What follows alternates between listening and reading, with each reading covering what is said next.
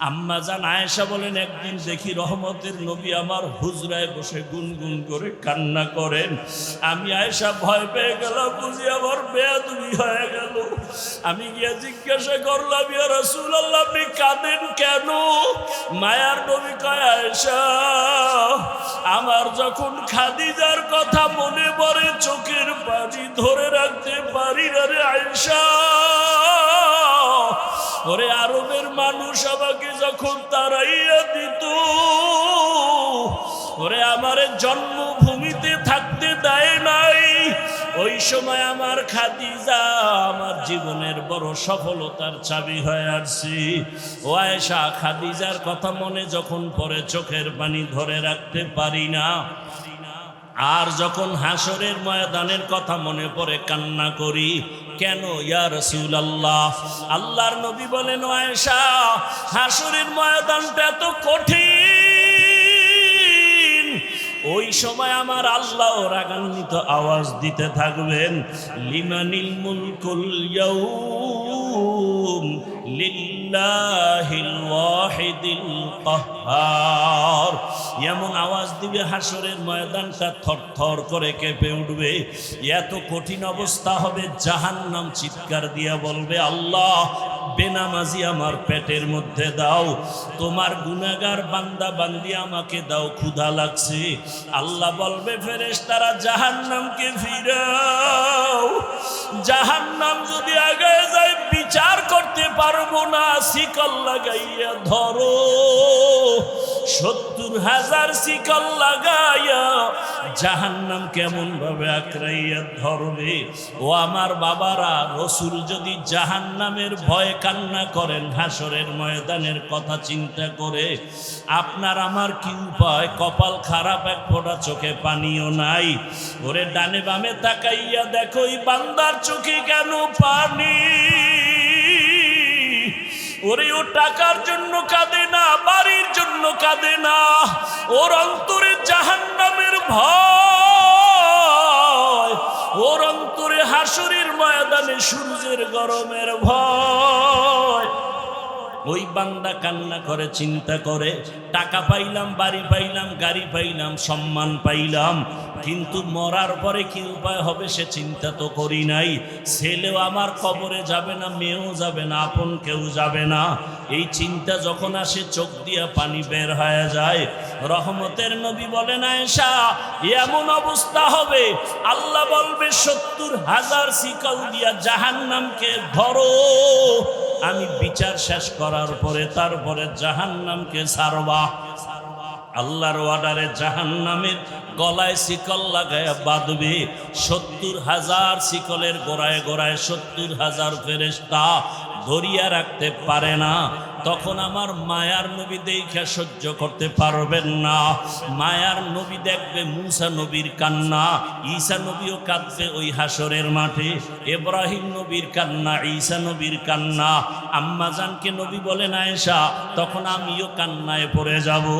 সবাই নিজের জন্য কাঁদবেন, আর আমি মাওলার দরবারে মাকামে মাহমুদে সিজদায় পড়ে কাঁদবো আর বলবো, হে মালিক, জাহান্নামকে ফিরাও, আমার উম্মত যেন জাহান্নামে ধরতে না পারে। আমার আল্লাহ তখন বলবেন, নবী মাথা উঁচু করেন, আপনি কাঁদবেন না, আমি আপনাকে কান্না করার জন্য পাঠাই নাই। তখন নবী বলেন, আল্লাহ কুদরতিভাবে একটু পানি দিয়া জাহান্নামকে বলবে, ফেরেশতাকে বলবে, জাহান্নামের ছিটাইয়া দাও। আল্লাহর কুদরতি হাতের পানি নিয়ে যখন জাহান্নামে ছিটাইয়া দিবে, জাহান্নামটা পেছন দিকে দৌড়াতে থাকবে। ফেরেশতারা বলবে, আল্লাহ, এমন কি পানি দিলা, 70,000 শিকল দিয়া যেই জাহান্নামের ধরে রাখতে পারি না, এমন কি পানি দিলা যে জাহান্নাম পেছনে ভাগতেছে। এটা কি জমজমের পানি, নাকি আবে হায়াতের পানি, নাকি কাউসারের পানি? আমার আল্লাহ বলবে, না রে ফেরেশতারা, জমজমের পানিও না, কাউসারের পানিও না, বেহায়াতের পানিও না, এই পানি আমার মায়ার নবীর গরীব গুনাহগার উম্মতের চোখের পানি। ওই কুমিল্লার টাউন হলে বসে আমার গুনাহগার বান্দারা জাহান্নামের ভয়ে কাঁদছে। ওয়া আম্মা মান খাফা মাকামা রাব্বিহি ওয়া নাহান নাফসা আনিল হাওয়া ফাইন্নাল জান্নাতা হিয়াল মাওয়া। আল্লাহ বলেন, ও দুনিয়ার মানুষ, আমার একটা আদালত কায়েম হবে, কিয়ামতের আদালত। ওই দিন আমার সামনে সবাই দাঁড়াইয়া হিসাব দেওয়ার ভয়টা অন্তরে জমা করিয়া দুনিয়ার হায়াতে যারা অন্যায় থেকে নিজের বাঁচায় চলবা, আমি আল্লাহ ওয়াদা করলাম তার জন্য বিনা হিসাবে জান্নাত। রহমতের নবী বলেন, ইত্তাকিল মাহারিম তাকুন আবাদান নাস। আল্লাহর নিষিদ্ধ জিনিস থেকে নিজেকে ফিরাও, হারাম থেকে বাঁচাও, তো আল্লাহ তোমার মর্যাদা উম্মতের কাছে বাড়াবেন, আল্লাহর কাছেও বেড়ে যাবে। তরজমা শেষ, এবার কিছু ব্যাখ্যা। রবিউল আউয়াল সম্পর্কে আলোচনা হয়েছে যথেষ্ট পরিমাণ, তবে ভূমিকা স্বরূপ আমি 2-3 মিনিট রবিউল আউয়ালের কথা বলে মূল কিছু আলোচনা করব। ধৈর্য হবে, আল্লাহ কবুল করে। রবিউল আউয়াল মাস আরবি মাসের গণনার আকারে 12 মাসের তৃতীয় মাস। আল্লাহ নিজেই বলেছেন, ইন্না ইদ্দাতাশ শুহুরি ইনদাল্লাহি 12 শাহরা শাহরান ফি কিতাবিল্লাহ ইয়াউমা খালাকাস সামাওয়াতি ওয়াল আরদ মিনহা আরবাআতুন হুরুম যালিকাদ দীনুল কাইয়্যিম। গণনার আকারে বছরে মাস হবে 12টা। কিয়ামত পর্যন্ত কোনো বছর 11 মাসেও হবে না, 13 মাসেও হবে না। আর এই 12 মাসের মধ্যে 4 মাস হবে আলাদা সম্মানের মাস। আর আমি আল্লাহর এই সিদ্ধান্ত স্থায়ী, সিদ্ধান্তটা করে আর আজিমে লাউহে মাহফুজে লিখে ফেলেছি। কোন দিন? আসমান জমিন সৃষ্টির দিন লিখে ফেললাম। বছরে মাস হবে 12টা, এর মধ্যে 4 মাস হলো একটু দামি সম্মানের মাস।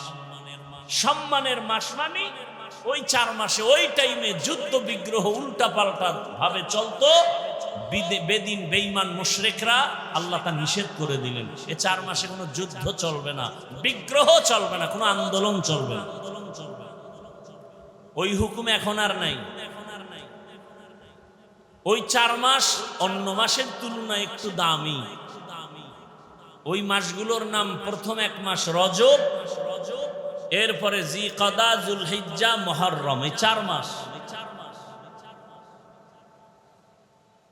আল্লাহ পাক স্থায়ী সিদ্ধান্ত নিয়ে নিলেন, মুহররম একটা সম্মানের মাস। সিদ্ধান্ত আল্লাহর, লিখেছেন লাউহে মাহফুজে। কোন দিন? আসমান জমিন সৃষ্টির দিন।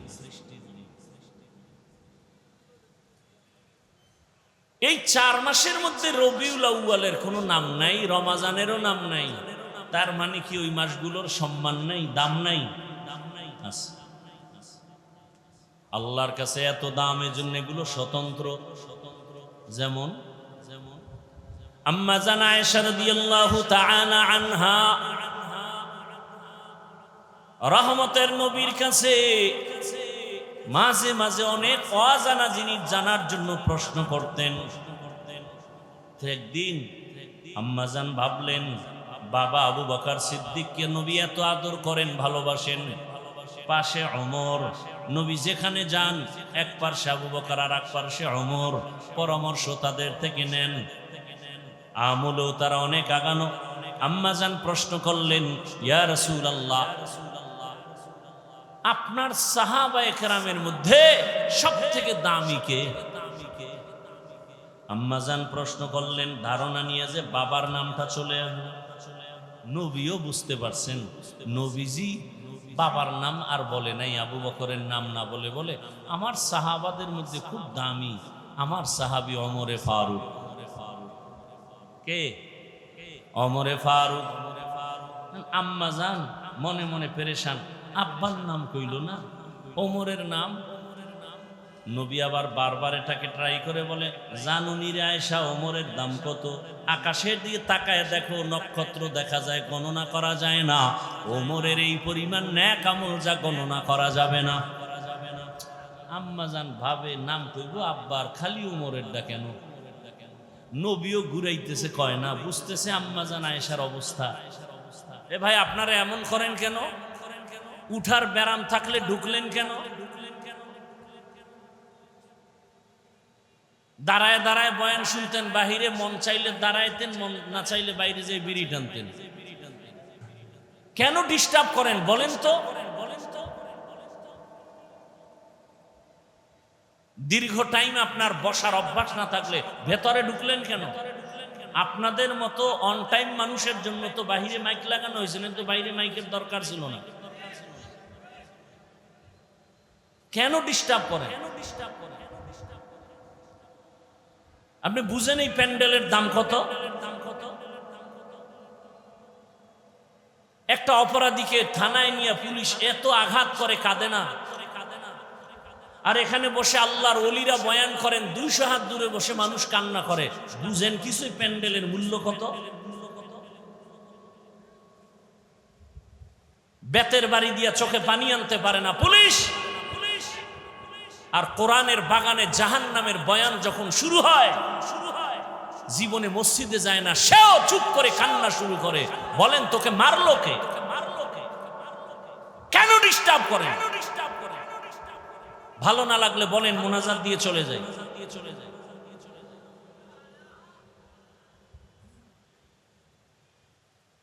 বড় আশা করে আসি, বিভিন্ন কারণে আর বয়ানের মন ভেঙে যায়। আল্লাহ হেদায়েতের দৌলত সবার আগে আমাকে দান করেন। আপনাদের হেদায়েত লাগলে আল্লাহর কাছে চাইয়ে নেন, কারণ দোয়া করলেও বিপদ। মসজিদের জন্য দোয়া করছে যে আল্লাহ মসজিদ ভালো, কমিটি ভালো, সবাই টাকা দেন। মানুষ দান করছে, কমিটি টাকা খাইয়া ঘুম। কমিটির দোষ নাই, দোয়া করছে কে? এরে ধরো, এর নামে মামলা দাও। সব উল্টা পাল্টা চলতেছে। দেখছেন না 15 বছর জেলখানায়, এখন বেকসুর খালাস, কোনো দোষী নেই। কেমন সোনার বাংলায় জন্ম নিলাম। কেউ যদি আইয়ে একটা আইন করতো যে মিথ্যা মামলা দেবে, প্রমাণিত হলেই 6 বছরের কারাদণ্ড, তাহলে একটু শান্তি পাওয়া যেত। এখনো বহু আলেম জেলখানা, নিরীহ, দেখার কেউ নাই, খবর নেওয়ার কেউ নাই, সবাই যার যার ধান্দায় আছে। আল্লাহ হেফাজত করে। রাজনীতির ময়দানে রাজনীতির বক্তব্য দেওয়াটাই আমি ভালো মনে করি, কারণ যাদের নেক নজর আর থাপ্পড় খাইয়াই চেয়ারে বসছি, তাদের নীতি দেখছি। চরমনার হিসাব ওয়াজের প্যান্ডেলে যখন বয়ান করতেন, মনে হয় সে দুনিয়া কিছুই জানে না, শুধু কবর, হাসর, জান্নাত, জাহান্নাম। আর রাজনীতির মঞ্চে যখন বক্তব্য দিতেন, তখন বোঝা যাইত যে তার আখেরাত নিয়ে কোনো জ্ঞান নাই, মনে হয় দুনিয়ার লাইনে রাজনীতির শিক্ষক।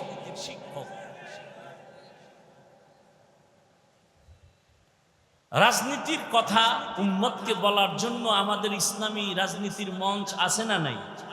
কথা বলেন। এখানে আওয়ামী লীগ, বিএনপি যত দল আছে সবের লোক এখানে আছে না? এরা যদি জানতো যে আমি চরমনের হাত পাখার ভোটের জন্য আইসি ওয়াজ করতে, বইতুনি সবাই। সত্য কথা বলেন, কথা বলেন না কেন? খেজুর গাছ রিক্সার ভোট চাইতে আইসি, এই খবর টের পাইলে বইতো সবাই। বলেন, তাহলে এই মানুষগুলো নির্দ্বিধে আসছে কেন? যে হুজুরেরা একটু কান্নার ওয়াজ করব, জাহান্নামের বয়ান করবে, নামাজের ওয়াজ করবে, রোজার ওয়াজ করবে, সুদের বিরুদ্ধে ওয়াজ করবে, হালাল হারামের বয়ান করবে। কথা বুঝাইতে পারলাম? হ্যাঁ,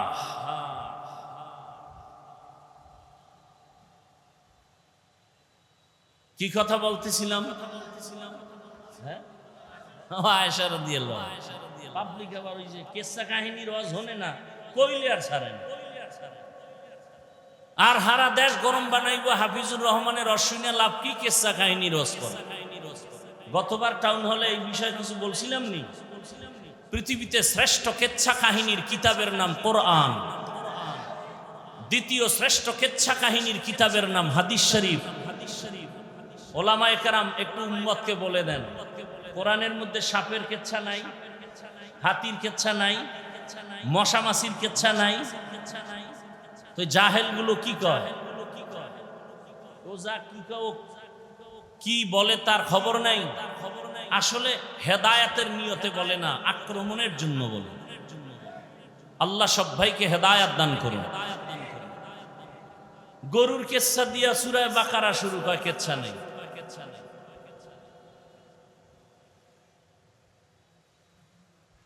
হ্যাঁ, এখন ঘুরায় বলবে কি, আমরা তো বাপ দাদার কেচ্ছা বলি না, আকাবিরের কেচ্ছা বলি না। আমগো বাপ দাদার কেচ্ছা বললে, আকাবিরের কেচ্ছা বললে বেনামাজি নামাজি হয়, সমস্যা কি? আমাদের আকাবিরিনদের কথা বললে মানুষের চোখে পানি আসে, দিল নরম হয়। তারা জীবনভর কেঁদে গেছেন, ইখলাসের গাছ রোপণ করে গেছেন। দেওবন্দীদের এই ফলাফল তো আমরা এখন দেখতে পাই। আল্লাহ বুঝার তৌফিক দান করুন। ইখলাসের ফল বড় কঠিন। তো আম্মা জান আয়েশার মনে ধারণা আব্বার নাম কয় না, নবীও বুড়ায় কয় না। আম্মা জান এবার কয় না, মুখ খুইলে বইলেই ফেলাম, বইলেই ফেলাইছে। আমার আপনি যে ওমরের নাম কইলেন, আমার আব্বার কি খবর? নবীকে আবু বকর বলে। হ্যাঁ, আবু বকর তো স্পেশাল। আবু বকর স্পেশাল। বছরে 12 মাসের 4 মাস দামি, রজব, জিকাদা, যুলহিজ্জা, মুহররম, রমজান কই, রবিউল আউয়াল কই, এটা তো স্পেশাল। শাহরু রমাদানাল্লাযী উনজিলা ফীহিল কুরআন হুদাল লিন-নাস ওয়া বায়িনাতিন মিনাল হুদা ওয়াল ফুরকান। রবিউল আউয়াল বারবার আলোচনা আসে কেন? সবাই নবীর জন্ম মোবারকের আলোচনা করে, কিন্তু শুধু জন্মটাই রবিউল আউয়ালের মধ্যে সীমাবদ্ধ না। রবিউল আউয়াল এমন একটা মাস, আমরা অনেক নিয়ামত পেয়েছি রবিউল আউয়ালে। ভালো করে মনে রাখবেন, এই রবিউল আউয়ালে রাসূলের আগমনকে কেন্দ্র করে আলোচনার ব্যানারগুলোতে আমরা অনেক শব্দ দেখি।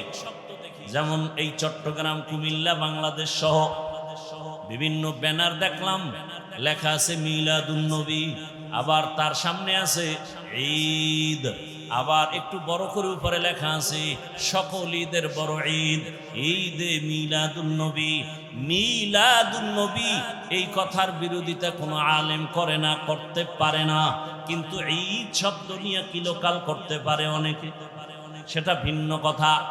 তবে ভালো করে মনে রাখবেন, কুমিল্লা টাউন হলে 13 সেপ্টেম্বরের ব্যানারে লেখা মিলাদুন নবী। কথা কন না কেন? কি লেখা? সিরাতুন নবী। ভালো করে মনে রাখবেন, আমি পেসের কথা কম বলি, সহজে বুঝার জন্য বলতেছি। বাংলাদেশের রাসূলের শানের কয়েকটা শব্দ বা বাক্য দেখি। 1 নম্বরে মিলাদুন নবী, দ্বিতীয় সিরাতুন নবী, আর একটা বাক্য দেখি দাওয়াতুন নবী, আর একটা বাক্য দেখি ওয়াফাতুন নবী। ভালো করে মনে রাখবেন, মিলাদুন নবী, সিরাতুন নবী, দাওয়াতুন নবী, ওয়াফাতুন নবী, এই 4টা বাক্য একমাত্র, শুধুমাত্র, কেবলমাত্র রাহমাতুল লিল আলামিনের শানের বাক্য। আর কারো বেলায় 4টা বাক্য ব্যবহার হয় না। মুসা নবীর বেলায় হয় না, ঈসা নবীর বেলায় হয় না, ইব্রাহিম নবীর বেলায় ব্যবহার হয় না। এই 4টা বাক্য আমার রসুলের শানের বাক্য। এই 4টা বাক্যকে, রসুলকে যেইভাবে মহব্বত করো, এই 4টা বাক্যকে ওইভাবে মহব্বতের নজরে দেখবে। যদি কেউ এই 4টা বাক্য বাঁকা নজরে তাকায়, ওর ঈমান বাঁকা হয়ে যাবে, আখিরাত ও দুনিয়া বাঁকা হয়ে যাবে। বুঝেন নাই? 4টা মিলাদুন নবী ও রাসূলের শানের শব্দ বাক্য, সিরাতুন নবী ও রাসূলের শানের বাক্য, দাওয়াতুন নবী ও রাসূলের শানের বাক্য, ওয়াফাতুন নবী ও রাসূলের শানের বাক্য। অর্থ কি? মিলাদুন নবী অর্থ আমাদের সুপরিচিত নবী, শ্রেষ্ঠ নবীর জন্ম মোবারক। সিরাতুন নবী অর্থ আমাদের সুপরিচিত নবী, শ্রেষ্ঠ নবীর জীবন আদর্শ। ওয়াফাতুন নবী অর্থ আমাদের সুপরিচিত নবী, শ্রেষ্ঠ নবীর ইন্তেকাল। দাওয়াতুন নবী অর্থ আমাদের শ্রেষ্ঠ নবী তার জীবনের দাওয়াত তাবলীগের একটা অংশকে বলে আমাদের সুপরিচিত নবী। পৃথিবীতে সুপরিচিত নবী একজন। কয়জন? কেমন পরিচিত? গর্তের পিপিলিকা রসুলকে চিনে, উড়ন্ত পাখি রসুল চিনে। এক ইহুদি মহিলা দুধের বাচ্চা নিয়ে রওয়ানা, মুহাম্মদের প্রশ্ন করে আটকায় দিবে। এবার রওয়ানা, রহমতের নবীর সামনে যাইয়া ইহুদি মহিলা প্রশ্ন করার আগে দুধের বাচ্চা রহমতের নবীর কথা বলতে পারে না যে বাচ্চা, সে বাচ্চা রসুলকে সালাম দিয়ে দিল। ইমামুল আউয়ালিনাল আখিরিন বাহরে সাদকা রাহমাতাল লিল আলামিন সাইয়্যিদুল কাউনাইন খাতমুল মুরসালিন আখিরা মদবুদে ফখরুল আউয়ালিন। নবী গাছের কাছেও পরিচিত, মাছের কাছেও পরিচিত, সূর্যের চন্দ্রের কাছেও নবী পরিচিত। রহমতের নবী গর্তের প্রাণীর কাছে পরিচিত। সাপ দীর্ঘ বছর পাহাড়ের গুহায় অপেক্ষা করে রসুলের মোবারক চেহারাটা এক নজর দেখবে। আবু বকর বাধা দিছে পা দিয়া, সাপ মনে করে বাধা দেয় নাই, রসুলের নিরাপত্তার স্বার্থে বাধা দিছে। সাপ আর সহ্য হয়ে গেল, রহমতের নবীর দর্শন বুঝি হবে না, একটু আঘাত করেছে। তাহলে সাপ আমার রসুলকে চিনে, কপাল খারাপ আঙ্গ বাংলাদেশি, রসুলকে চিনি না। যদি চিনতাম তাহলে দাড়ির মধ্যে অস্ত্র লাগাতে পারত না। রসুলকে যদি চিনতিরে মুমিন, তাহলে নবীর মোহাব্বতে কেন বারবার তোমার পায়ে ধরে ধরে টুপির বয়ান করতে হবে? আমিও রসুলের আশিক মুসলমান, তুমিও মুসলমান। তোমার আল্লাহ আমার আল্লাহ দুই না এক? মুসলমান বেয়াদবি ক্ষমা চাই, হয়তো বলার ভাষার শব্দগুলো চয়নটা একটু কেমন জানো, বেয়াদবি ক্ষমা চাই। রসুলের উম্মত হিসাবে আপনার নবী আমার নবী এক না আলাদা? আল্লাহ আমাদের কোরআন বলেন, সত্য কথা বলেন, আমাদের হাদিস। আমরা দুনিয়াতে আছি সিস্টেম, আপনাদের কালেমা আমার কালেমা দুই, আপনাদের ধর্ম আমার ধর্ম দুই, আপনাদের কাবা আমার কাবা দুই, সব এক। দুনিয়া থেকে বিদায় বেলা কাফনের সংখ্যা হবে আলাদা না সব এক? আপনাদেরও তিনটা কাফন হবে, আমাকেও তিনটা কাফন হবে। টাকাওয়ালা মরে গেলে তাকে সম্মানে একটা কাফন কেউ বাড়াবে না। রিক্সা ড্রাইভার গরিব যদি মরে যায়, তার অসম্মানে বা গরিব হওয়ার কারণে একটা কাফন কেউ কমাইয়াও দিবে না। রিক্সা ড্রাইভারের যেমন তিনটা কাফন, ধনী লোকেরও তিনটা কাফন হবে, কালার হবে আলাদা। গরিবের কাফনের কালার একরকম, ধনীদের কাফনের কালার আর একরকম। ভালো করে বুঝো, কে ধনী কে গরিব, কে আলেম কে মূর্খ, কে ইমাম কে মুক্তাদি, কে পীর কে মুরিদ। যতই আজকে বক্তা বক্তা ভাব দেখাই না কেন, কাফনের ভেতরে ঢুকার পর সব বাহাদুরি বন্ধ হয়ে যাবে। কোটি টাকার মালিক দেখো অভাব হয় না দূর, গরিব ঘুমায় আরাম করে মনটা বাহাদুর। ফেরাউনের লাশটা দেখো মিছর জাদু ঘরে, খায় না মাটি পোকা মাছি সবাই ঘৃণা করে। হৃদয়ে থাকিবে যার নম্রতা সাদা, রহমত আসিবে সেথা প্রভুর ওয়াদা। বড়র বাড়াই থাকলে দিলে রহমত আসবে না, নিজেকে নিজে ছোট মনে করিও সাদা। উঁচু জমিন থেকে পানি নিচু জমিনে যায়, তেমনি খোদার রহমত আসে নম্রতার হৃদয়। ভোগবিলাসের বাড়ি গাড়ি পরে রবে সব, থাকতে সময় স্মরণ করো আল্লাহ আমার রব। আমাদের রবকে, আরো জোরে বলেন। তাহলে আমাদের কাফনের কালারও কি এক? কবরের সাইজ একটু আলাদা হবে, কবরের সাইজও সবার এক। কবরে মাটি দেওয়ার পরে প্রশ্ন করার জন্য দুই ফেরেশতা আসবে। আমার প্রশ্ন আলাদা, আপনারটা আর একটা প্রশ্ন। কে ধনী, কে গরিব, কে পীর, কে মুরিদ, কে টাকাওয়ালা, কে গরিব, সবার বেলায় তিনটা প্রশ্ন। রবের পরিচয় দাও, ধর্মের পরিচয় দাও, রাহমাতুল লিল আলামিনের পরিচয় দাও। তুমি যত টাকার মালিক হও, তোমাকেও যেই প্রশ্ন, আমাকেও সেই প্রশ্ন। এই প্রশ্নের নবী বলেন, যারা জবাব দিতে পারবে তার কবর হবে রাউযাতুম মির রিয়াজিল জান্নাহ, আর যারা জবাব দিতে পারবে না তাদের কবর হবে হুফরাতুম মিন হুফারিন নার। যারা তিন প্রশ্নের জবাব দিবে তাদের কবর হবে জান্নাতের বাগান। আল্লাহর রাসূল বলেন, গায়বী একটা আওয়াজ আসবে রব্বে কারীমের তরফ থেকে। রব বলবেন, ফেরেশতা আমার বান্দাকে কষ্ট দিস না, জান্নাতের বিছানা কবরে বিছায়া দাও। আমার বান্দার কবরকে প্রশস্ত করে দাও, জান্নাতের সাথে দরজা করে দাও। আমার ভালোবাসার বান্দা দুনিয়াতে গরমকে উপেক্ষা করে নামাজে দাঁড়ায় গেছে। আল্লাহর মোহাব্বতে বান্দা নামাজ ছাড়ে নাই, তেলাওয়াত ভুলে নাই। আমি আল্লাহ বান্দাকে ভুলতে পারি না। ফাযকুরুনি আযকুরুকুম। আল্লাহর ওয়াদার হয়ে যাবে, কবর হবে জান্নাতের বাগান। কিন্তু যারা গুনাহ নিয়ে কবরে যাবে, আল্লাহর ফেরেশতা যখন প্রশ্ন করবে রবের পরিচয় দাও, গুনাহগার বেনামাজি তখন আফসোস করবে, হা হা লা আদরি, আমি কিছুই জানি না, কিছুই জানি না। ফেরেশতা বলবে ধর্মের পরিচয় দাও, ও তো দুনিয়াতে ইসলাম নিয়ে কোনো চিন্তাও করে নাই। বলবে হা হা লা আদরি, আফসোস আমি কিছুই জানি না।